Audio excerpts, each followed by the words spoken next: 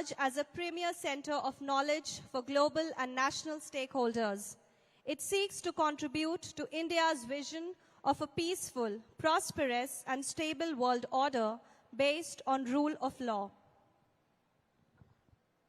मैं उपकुलपति महोदय को स्वागत संबोधन देने के लिए मंच पर आमंत्रित करता हूं।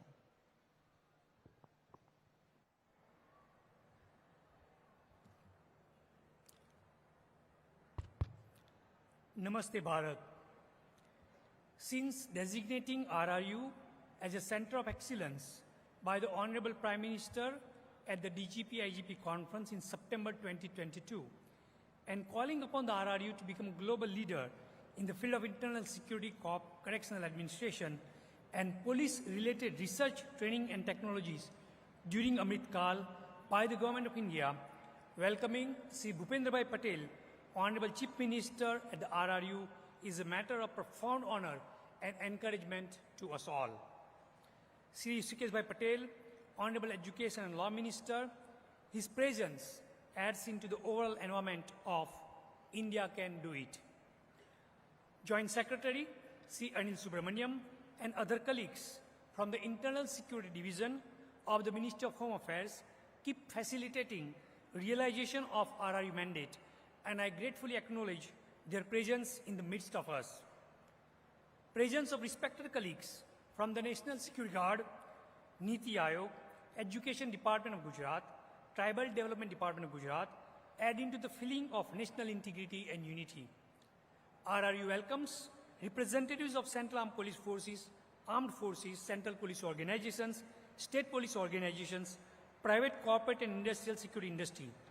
I extend a warm welcome to RRU startups from different parts of India, our Raksha Shakti school children and their family members, Agniveer trainees, various institutions and organizations directly or indirectly involved in the national security and police service of the nation.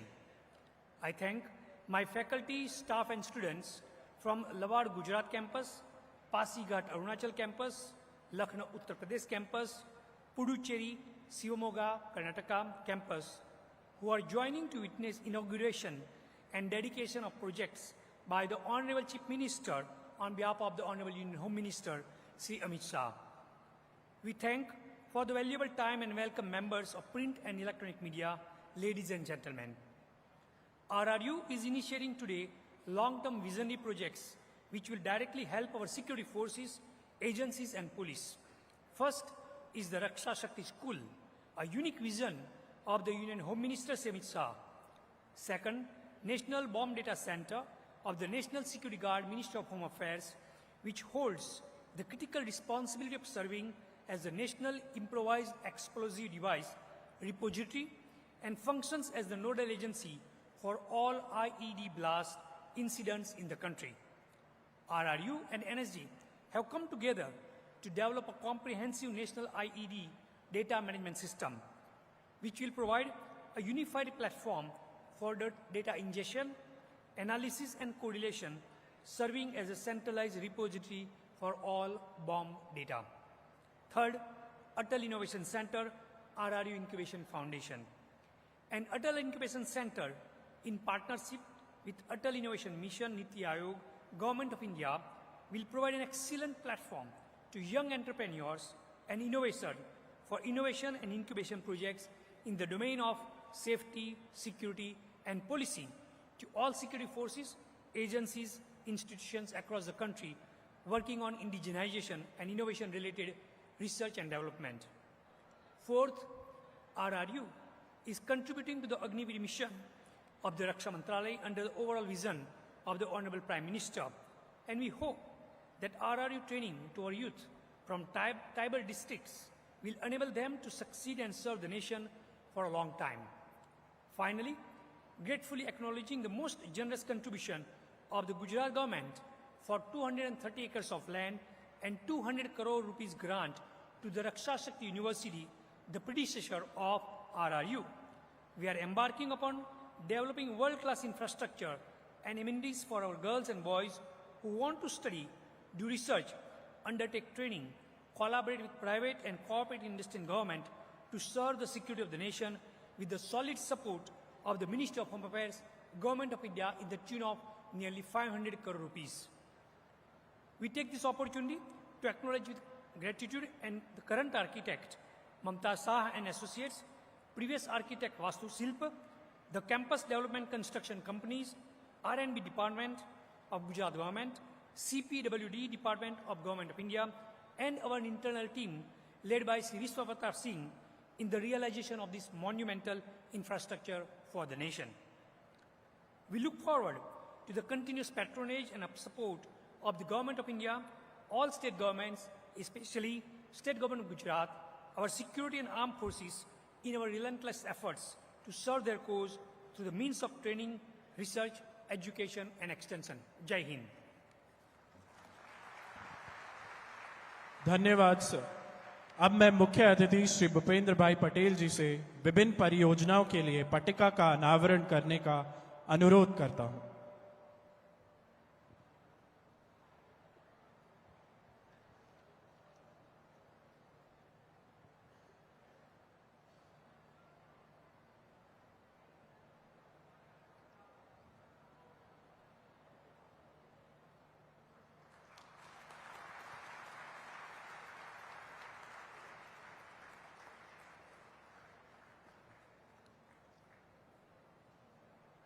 राष्ट्रीय रक्षा विश्वविद्यालय के दूसरे चरण के परिसर निर्माण परियोजना का भूमि पूजन, रक्षा शक्ति विद्यालय का उद्घाटन,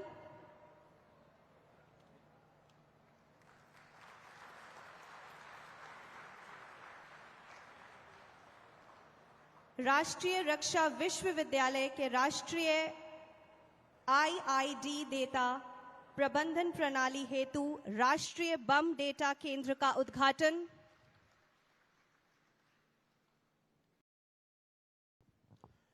राष्ट्रीय रक्षा विश्वविद्यालय में पुलिस तकनीक के लिए अटल नवाचार केंद्र, अटल इनोवेशन सेंटर का उद्घाटन।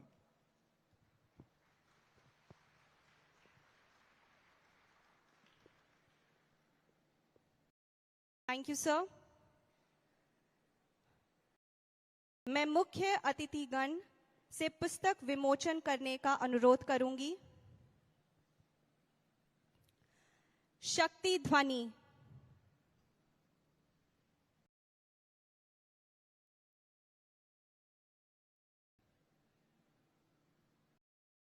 A huge round of applause.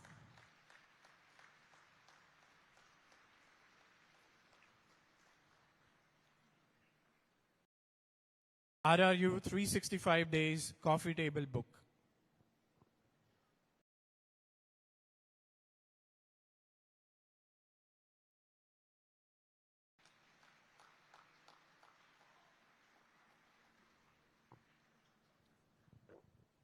Gujarat police का इतिहास।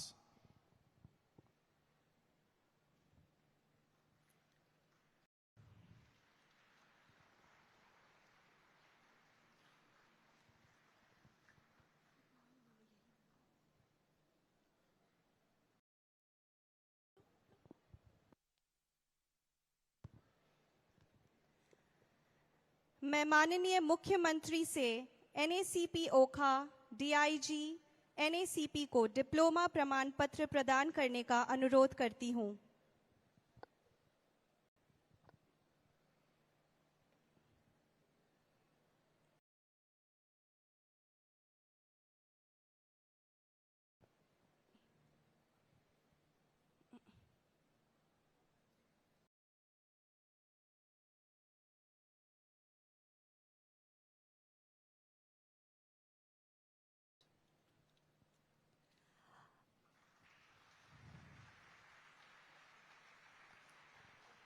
Congratulations. राष्ट्रीय रक्षा विश्वविद्यालय की छात्रा सुश्री नाओरेम रोशी बीना देवी को वुशु खेल में अर्जुन पुरस्कार से सम्मानित किया गया है।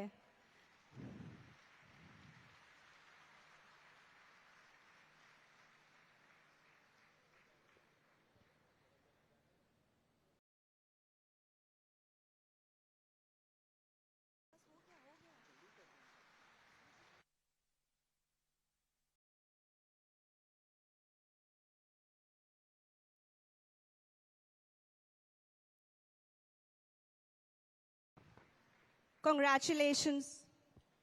मैं श्री ऋषिकेश पटेल को मंच पे आमंत्रित करना चाहूंगा।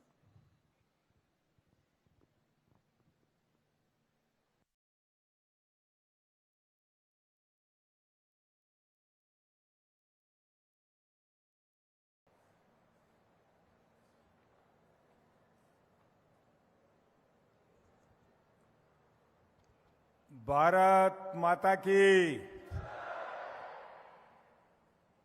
आज दूसरी बार रक्षा शक्ति यूनिवर्सिटी में आने का मौका मिला है। पहले अपने एक्सटर्नल अफेयर्स मिनिस्टर जयशंकर जी के साथ आया था। आज मुझे मौका मिला है हमारे मृदु एवं मक्कम मुख्यमंत्री भूपेंद्र भाई पटेल के साथ यहां पर आने का मौका मिला और साथ में बिमल भाई का आग्रह भी था कि आप जरूर आइएगा। यहां पर आने से मुझे एक एनर्जी फील होती है, ऐसी एनर्जी फील होती है कि जैसे देश के युवा देश की इंटरनल सिक्योरिटी के लिए, देश की बाह्य सिक्योरिटी के लिए पहले जो इनोवेशन अपने देश में आते थे, बाहर से टेक्नोलॉजी लेके हम आते थे, अब हम 21वीं सदी में टेक्नोलॉजी के पायनियर बनेंगे और यहां टेक्नोलॉजी पैदा होगी। हम आत्मनिर्भर बनने की ओर रक्षा शक्ति यूनिवर्सिटी, उनके वाइस चांसलर बिमल भाई और जो स्टार्टअप के जरिए नए नए जो इनिशिएटिव यहां लिए जा रहे हैं, मैं मानता हूं कि देश के अंदर अगले सालों के अंदर जैसे भी ये टेक्नोलॉजी आगे बढ़ रही है,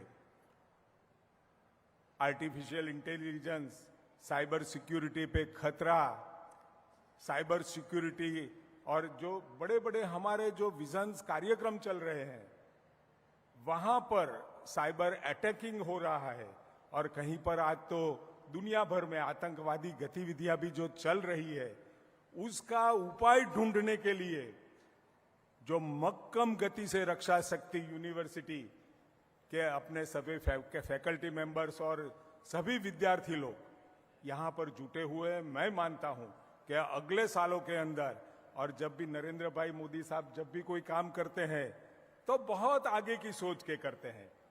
यहां गुजरात में जो भी इनिशिएटिव उन्होंने लिए हैं, ये रक्षा शक्ति यूनिवर्सिटी का, फॉरेंसिक साइंस यूनिवर्सिटी का, साथ में टीचर्स एजुकेशन के लिए, चिल्ड्रंस के लिए, स्पोर्ट्स के लिए जो भी यूनिवर्सिटियां बनाई, किसी के दिमाग में भी पूरे देश के अंदर कहीं पर भी ऐसा विजन किसी नेता ने 75 साल में भी बताया नहीं था।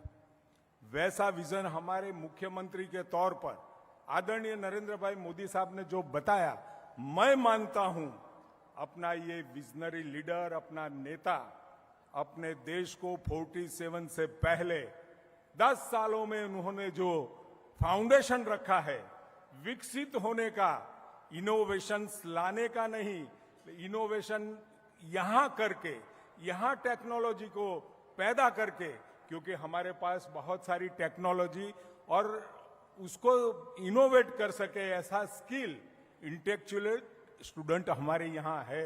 आज दुनिया भर में भारत के युवा धन जो बुद्धिमत्ता में बहुत आगे है, पूरे दुनिया के अंदर छाए हुए हैं, लेकिन अगले सालों में हमारी सोच ये है विकसित भारत बनाने के लिए यहीं से हमारे ही युवा धन अपने देश को आगे ले जाने के लिए कैसे वो कार्य कर सकते हैं, काम कर सकते हैं, और उनके हाथ में पूरा मौका देने का काम अगले सालों में होने वाला है। 10 साल में फाउंडेशन तो रख दिया है, डेवलपमेंट का फाउंडेशन रख दिया है। अगले सालों में, अगले 5 साल में इसमें भी कोई शंका नहीं है कि फिर से भी आदरणीय मोदी साहब देश को आगे ले जाने का मौका देश देने वाला है, उसमें कोई शंका की बात नहीं है। और अगले 5 साल में अपनी जर्नी अमृतकाल की चालू होगी, और अमृतकाल की जर्नी में 47 से पहले भारत को 100% डेवलप्ड कंट्री बनाने का जो बीड़ा उन्होंने लिया है, मैं मानता हूं कि हर प्रत्यक्ष भारतीय अपने मन में समझ लिया है कि अब हमारी जिम्मेदारी हमारे कंधों पे है। युवाओं ने भी सोच लिया है, अपनी दीकरियों ने भी सोच लिया है कि अब देश की प्रगति के लिए हमें ही काम करना है। उसके लिए तन मन से हर युवा, हर शिक्षक और हर कर्मी उसमें लग गया है। मैं मानता हूं कि अगले सालों के अंदर, कुछ ही सालों के अंदर अपना देश आत्मनिर्भर बनने की बात के साथ दुनिया में छाने का काम, दुनिया में अभी तो हम तीसरी इकोनॉमी बनने की बात 25 तक तो आदरणीय मोदी साहब ने बताई है, लेकिन अगले 47 में हम 30 से 35 बिलियन डॉलर की इकोनॉमी बनने का, ट्रिलियन इकोनॉमी डॉलर बनने का जो ख्वाब उन्होंने बताया है अब सच होने जा रहा है। तब मैं मानता हूं कि ये रक्षा शक्ति यूनिवर्सिटी अपने सरहद पे, अपने देश के अंदर कहीं पर भी थ्रेट हो तो चंद मिनटों, चंद घंटों के अंदर हमें आगाह भी कर सकती है। ऐसी टेक्नोलॉजी के साथ, नए नए इनोवेशन के साथ आगे बढ़ रही है। मैं सभी छात्रों को और साथ में जो छठी कक्षा के रक्षा स्कूल के अंदर भर्ती हुई सभी बच्चों को भी बहुत बहुत धन्यवाद देना चाहता हूं कि अगले सालों में, अगले वर्षों में उनके द्वारा ऐसे नए स्कूल यहां से भी हमारे देश के अंदर नए 6 सपोर्टिव सिस्टम के तहत हमने ये केंद्र भी बना दी है देश में। अगले सालों में नए 2 केंद्र भी बनेंगे और पूरे देश के अंदर गुजरात का ये गांधीनगर हब होगा।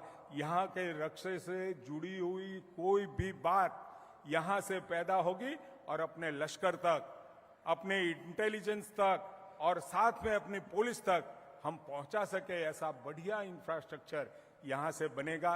मैं सब यहाँ के फैकल्टी मेंबर को खूब बहुत बहुत धन्यवाद देना चाहता हूँ कि मैं जब भी आया हूँ, लास्ट टाइम भी आया, और मेरे ज्ञान में भी बढ़ोतरी होती जा रही है ऐसा मुझे लग रहा है, क्योंकि हमारी जो पीढ़ी है एक थोड़ी पीछे रह गई है और नई पीढ़ी बहुत झड़प से आगे बढ़ रही है। तब मैं मानता हूं कि ये नई पीढ़ी हमारे देश को विकसित बनाने में पूरा योगदान देगी, उसमें कोई शंका की बात नहीं। आपने हमारा स्वागत किया, बहुत बहुत धन्यवाद। धन्यवाद सर। अब मैं सभा को संबोधित करने के लिए गुजरात राज्य के मुख्यमंत्री माननीय श्री भूपेंद्र भाई पटेल जी को आमंत्रित करती हूं।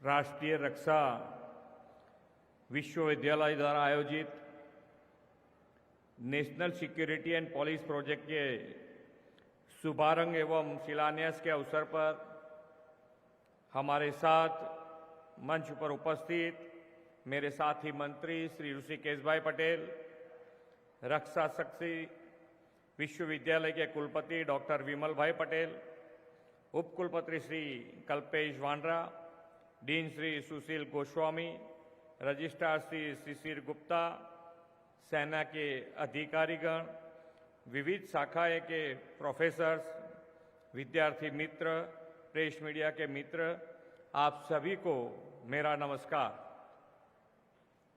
आज थल सेना के स्थापना दिन पर सेना के सभी जवानों को मैं शुभकामनाएं देता हूं।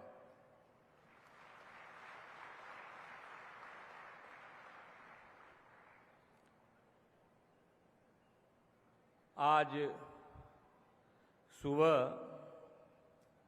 गृह मंत्री श्री अमित भाई शाह की बड़ी बहन का देहांत हुआ। ये समाचार से मैं भाव विभोर हूं। ईश्वर दिग्वंत की आत्मा को शांति प्रदान करे और परिवार को सांत्वना प्रदान करे, ऐसी ईश्वर के चरणों में मैं प्रार्थना करता हूं।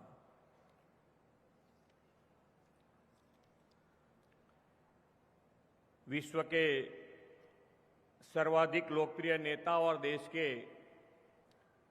यशस्वी प्रधानमंत्री श्री नरेंद्र भाई मोदी ने भारत को अमृत काल में विकसित राष्ट्र बनाने का संकल्प किया है।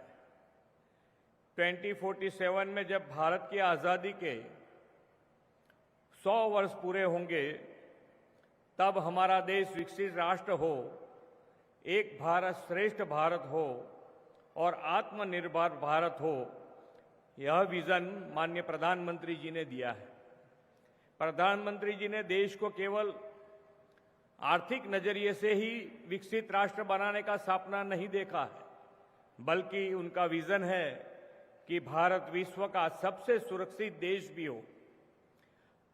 हम सभी के लिए गर्व की बात है कि देश में आंतरिक सुरक्षा और कानून व्यवस्था की जिम्मेदारी भारत के सफल और यशस्वी गृह मंत्री और पहले सहकारिता मंत्री आदरणीय श्री अमित भाई शाह जी के हाथों में है। हाल ही में प्रधानमंत्री श्री नरेंद्र भाई मोदी जी के मार्गदर्शन में श्री अमित भाई ने आपराधिक कानून के संबंधित 3 ऐतिहासिक बिल संसद में प्रस्तुत किए हैं। धारा 370 को पूरी तरह से समाप्त करना, जम्मू कश्मीर राज्य का पुनर्गठन, एक देश एक कानून की तर्ज पर नागरिक सुरक्षा, न्याय संहिता और साक्ष्य अधिनियम को लागू करना, ये वो कुछ उदाहरण हैं जिन्हें श्री अमित भाई के नेतृत्व में देश में लागू किया गया है। इसी तरह दूरगामी और दिशा परिवर्तक कानून पेश करते हुए उन्होंने हमेशा देश की सुरक्षा और शांति को सर्वोपरि रखा है। ये हम सभी के लिए एक प्रेरणा है। माननीय गृह मंत्री अमित भाई शाह ने आतंकवाद, राष्ट्र विरोधी गतिविधि, महिलाओं के खिलाफ अत्याचार और सामूहिक अपराध जैसे जघन्य अपराधों के खिलाफ जीरो टॉलरेंस की पॉलिसी अपनाई है, जिससे आज देश बहुत ही सुरक्षित महसूस कर रहा है।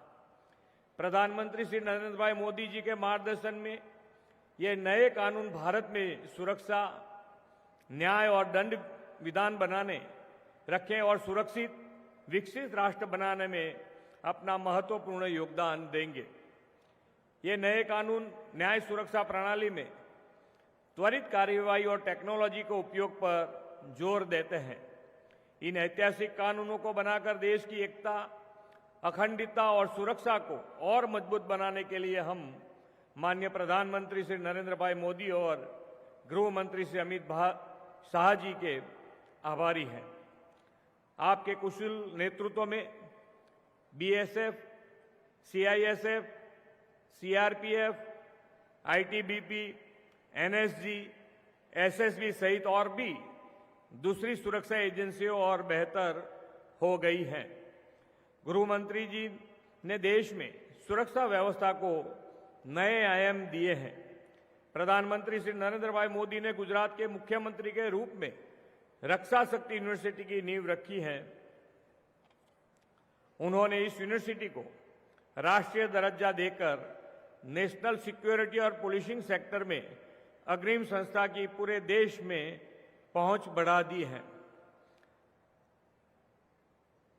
आज इस विश्वविद्यालय के परमानेंट कैंपस का भूमि पूजन किया गया है। राष्ट्रीय रक्षा यूनिवर्सिटी युवाओं को कॉलेज के उम्र से ही शस्त्र बलों और सुरक्षा क्षेत्र में अपना कैरियर बनाने के लिए तैयार करता है।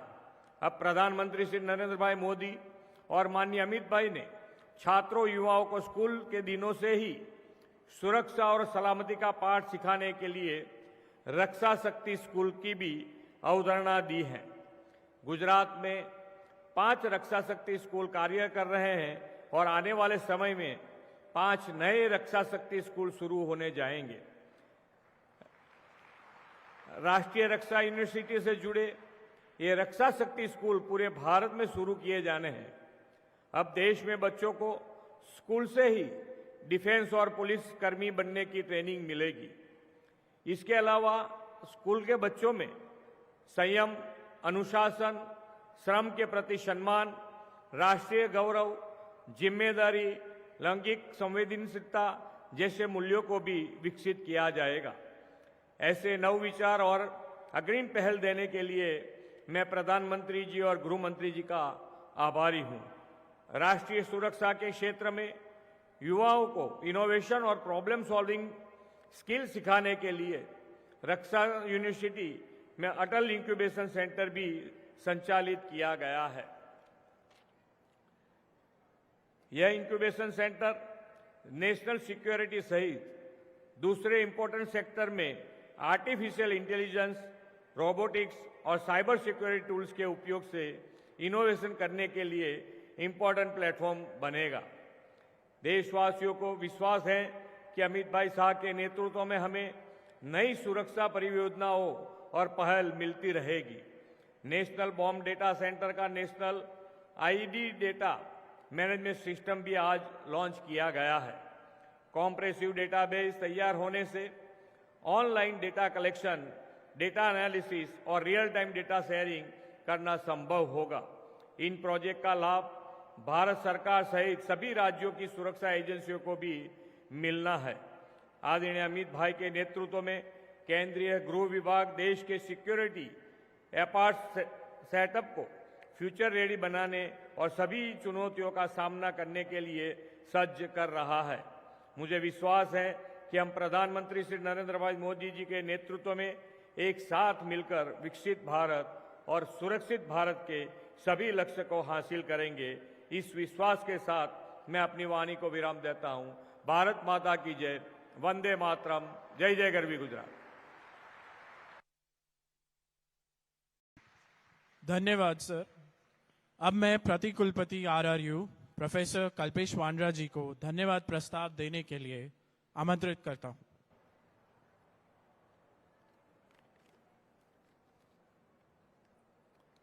श्री भूपेंद्र पटेल माननीय मुख्यमंत्री श्री गुजरात, श्री ऋषिकेश पटेल माननीय शिक्षा मंत्री, कुलपति प्रोफेसर डॉक्टर विमल पटेल, कुल सचिव श्री शिशिर गुप्ता जी, संख्याध्यक्ष श्री सुशील गोस्वामी जी, आमंत्रित अतिथिगण एवं मेरे प्रिय भाइयों और बहनों, आरआरयू राष्ट्रीय स्तर पर सुरक्षा के मिशन का नेतृत्व कर रहा है। माननीय प्रधानमंत्री श्री नरेंद्र मोदी के प्रभावी संरक्षण और मानवीय केंद्रीय गृह एवं सहकारिता मंत्री श्री अमित शाह के मार्गदर्शन के साथ आरआरयू इस क्षेत्र में उत्कृष्टता प्रदान करने के लिए प्रतिबद्ध है और आज इस दिशा में एक ऐतिहासिक दिन है जब माननीय केंद्रीय गृह मंत्री ने पथदर्शक परियोजनाओं पर नींव रखी है। इस अवसर पे मैं विश्वविद्यालय को दिशा, दूरदर्शिता और मिशन और समर्थन प्रदान करने के लिए माननीय केंद्रीय गृह मंत्री और सहकारिता मंत्री श्री अमित शाह का हार्दिक आभार व्यक्त करता हूं। श्री भूपेंद्र पटेल माननीय मुख्यमंत्री गुजरात हमेशा प्रेरणा और समर्थन के निरंतर स्रोत रहे हैं और आरआरयू माननीय मुख्यमंत्री जी के प्रति आभार व्यक्त करता है। मैं माननीय शिक्षा मंत्री श्री ऋषिकेश पटेल जी का विश्वविद्यालय के लिए हमेशा उपलब्ध रहने और मार्गदर्शन प्रदान करने के लिए आभारी हूं। मैं गुजरात राज्य शिक्षा विभाग का भी आभारी हूं जिन्होंने आरआरयू को आरएसएस स्कूल मॉडल के कॉन्सेप्ट किया है। आरआरयू और गुजरात के आदिवासी विभाग के गुजरात के युवा को सशक्त करने और उन्हें अवसर प्रदान करने में एक मील पत्थर का स्थापित किया है। मैं इस दिशा के उनके दृष्टिकोण के लिए मानवीय आदिवासी विकास मंत्री श्री डॉक्टर डिंडोर सर का भी आभार व्यक्त करता हूं। एक सुरक्षा विद्यालय होने के नाते आरआरयू को माननीय राज्य मंत्री गृह श्री ऋषि हर्ष संघवी के निरंतर समर्थन और मार्गदर्शन प्राप्त हुआ है। मैं आपके सभी समर्थन के लिए आपका आभारी हूं सर। माननीय केंद्र गृह सचिव और गृह मंत्रालय के अधिकारी हमेशा हमारे सभी प्रयासों में आरआरयू के समर्थन के मजबूत स्तंभ रहे हैं। मैं आरआरयू के राष्ट्रीय सुरक्षा मिशन का नेतृत्व करने के लिए कुलपति का भी आभारी हूं और उसके साथ ही अपने सभी सहयोगी का भी और उनके सहयोग के लिए धन्यवाद करता हूं। इस अवसर पर उपस्थित एनएसजी, सीपीओज, एसपीओज, आईएफडीएमएस, गुजरात पुलिस, अटल इनोवेशन सेंटर के में योगदान देने वाले सभी अधिकारियों एवं मीडिया में उपस्थित सभी सदस्यों एवं गणमान्यों का आभारी हूं। मैं आरआरयू के अपने सभी सहयोगी और अधिकारी तेमज road and building and local administration और वीपी सिंह और उनकी टीम का भी तहे दिल से आभार मानता हूं। आरआरयू राष्ट्र और सुरक्षा वास्तुकला के विकास के लिए उत्कृष्टता प्रदान करने की अपनी प्रतिबद्धता का आश्वासन देता है, जिससे हम देश की सुरक्षा व्यवस्था को मजबूत बनाने में सार्थक योगदान दे पाए। धन्यवाद। जय Hind. Dhanyawad, sir. I request everyone to please rise for the national anthem.